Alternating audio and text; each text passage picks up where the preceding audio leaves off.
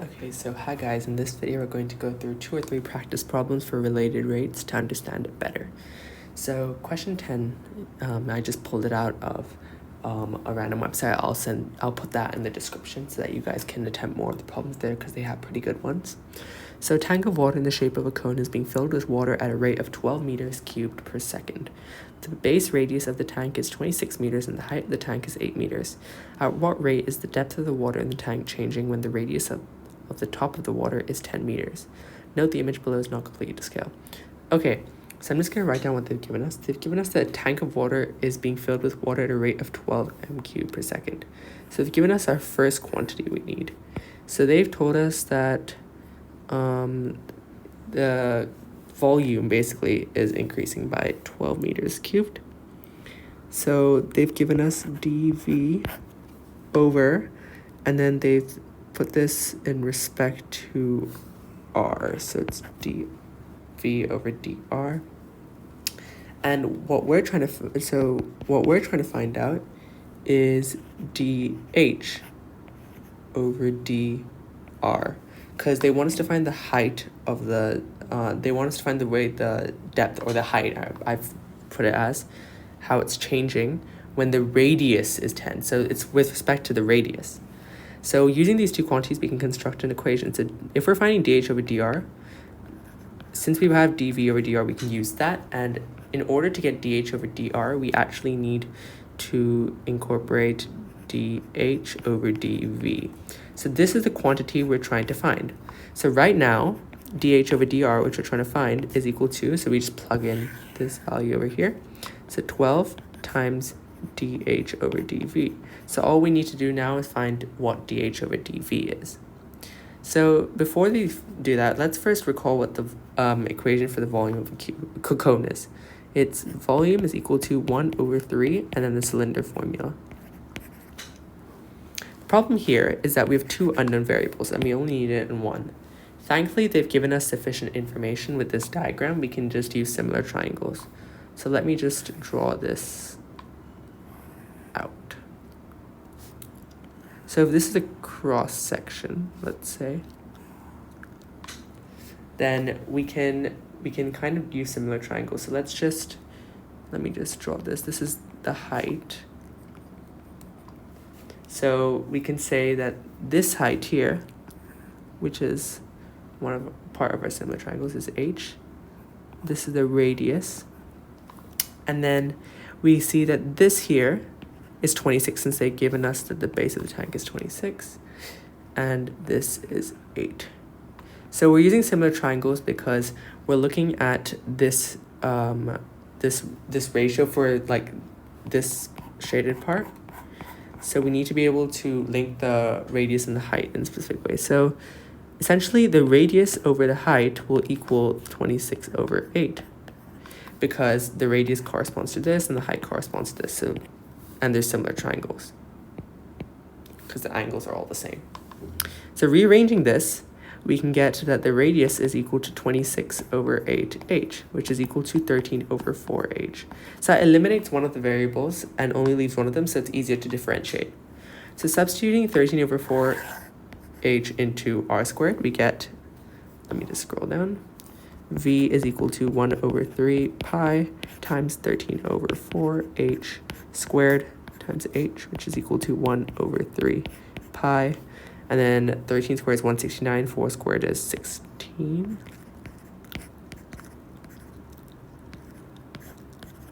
Which is equal to 169 over 48 pi h cubed. Now we can differentiate with respect to, we can just differentiate, so we get dV over dH. No, because dV is on one side and dH is on the other. V is, we're doing it with V as the subject, so it has to be dV over dH, not dH over dV. Let me just write. So actually you would write a lowercase h over here, but that was my mistake. Let me just change that right now.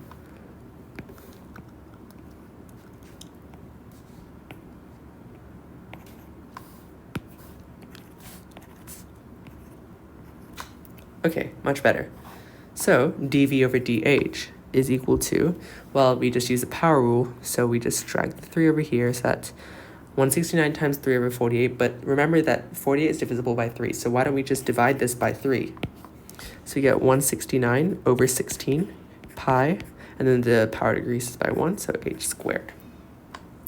And now we've got dv over dh. All we have to do is now make it dh over dv, which is what we want over here. And that's pretty simple. All we have to do is just flip it over. So dh over dv, now we find the reciprocal of this, is equal to 16 over 169 pi h squared, noting that pi h squared is in the denominator. But we're not done there yet. We also have to find the value of h for this. And we were given that we want to find the rate at which the depth of the water is changing when the radius is 10. So that means that the radius must be 10, and we can use this equation to help us.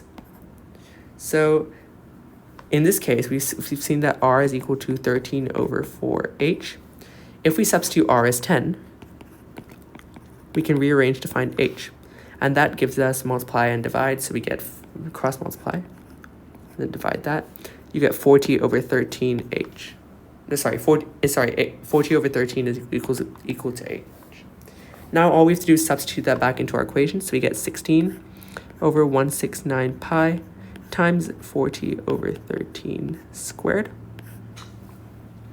which is equal to 16 over 169 pi times 1,600 over 169, which is equal to, let me just drag this up here.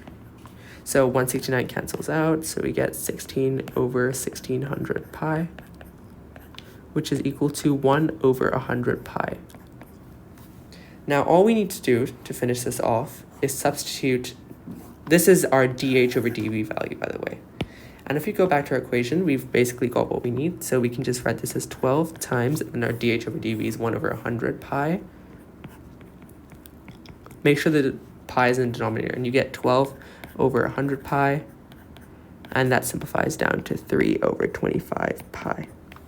And if we write that as decimal, when you're inputting in the calculator, I strongly recommend you're careful, because sometimes, like I remember one time I put the pi sign in the numerator, and that severely changed my answer. So 3 over 25 pi with pi in the denominator gives you 0.038 approximately. And now we have to use the correct units to finish it off. So it says what rate is the depth of the water changing, and since it's in meters, all we have to do is put it meters, but it's a rate, so it has to be meters per second. So our answer is 3 over 25 pi meters per second, or 0.038 meters per second, and that question's done. Let's do one more to reinforce our understanding.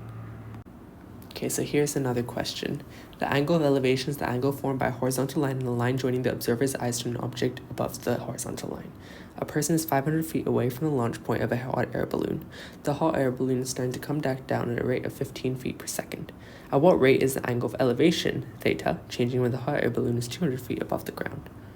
Okay, so we're given the angle theta, and the person's 500 feet from the balloon. And, well, from the base where the balloon is dropping to. We can call this h, where the balloon is going down.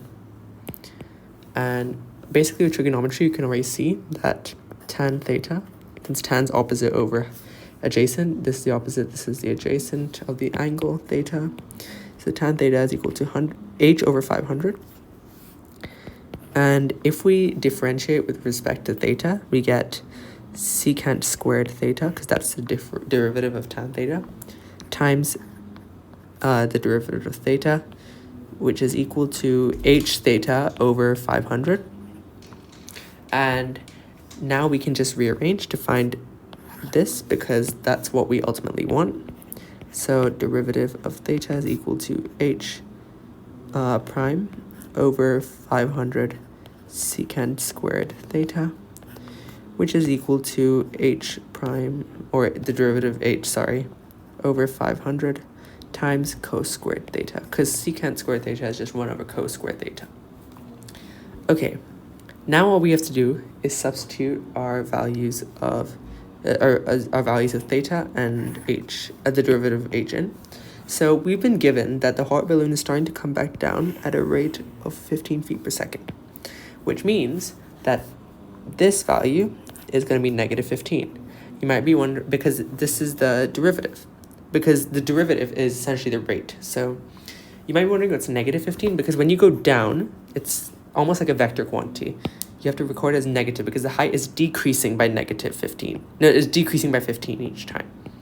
So when we substitute that in, we get negative 15 over 500 cos squared theta, which leaves us with one more thing. We need to find what theta is.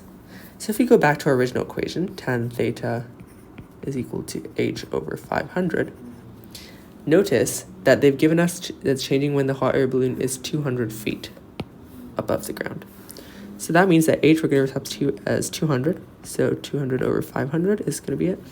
So we're looking at tan theta. Since the zeros cancel out, we get tan theta is equal to 2 over 5. And if we use the inverse of tan function, so this, we get,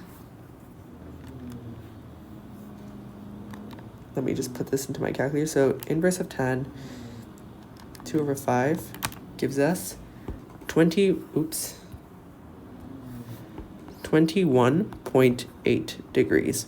Or if you want it in radians, let's do that right now.